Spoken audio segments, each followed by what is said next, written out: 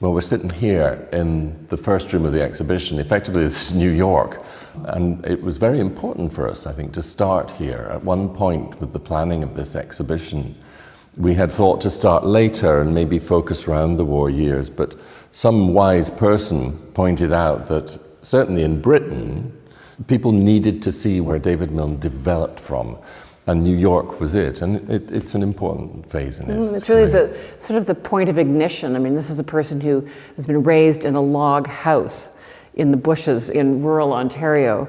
He's completely untrained when he comes to the city. He's done a mail order illustration course and somehow developed the ambition to get himself to Manhattan, ends up studying at the Art Students League. I mean, he describes it as like plunging into the sun. Yeah. And the sun that he plunged into was Matisse, Monet, Cézanne, Picasso, all having their first major exhibitions in New York. So he had no way of knowing that that was happening. This was an extraordinary thing. Great good luck. But, you know, I think what I find, and looking at the show with other people over the last week or so, is just that he's able to look at all of that, and even though he's sort of starting from a standing start, he's able to completely understand what it was that Matisse was on about, for example.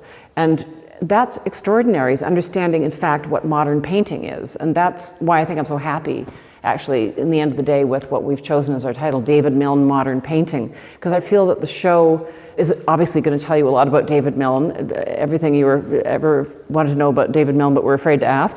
But it's also going to tell you really about, you know, what is a modern painting, and what is it that makes a painting modern? Absolutely. I think we made the right decision. And I've learned a lot about the process. And I think people coming to this show, that's what they'll take away. They'll fall in love with David Milne, but they'll understand the process of painting because it's so cerebral, so clever.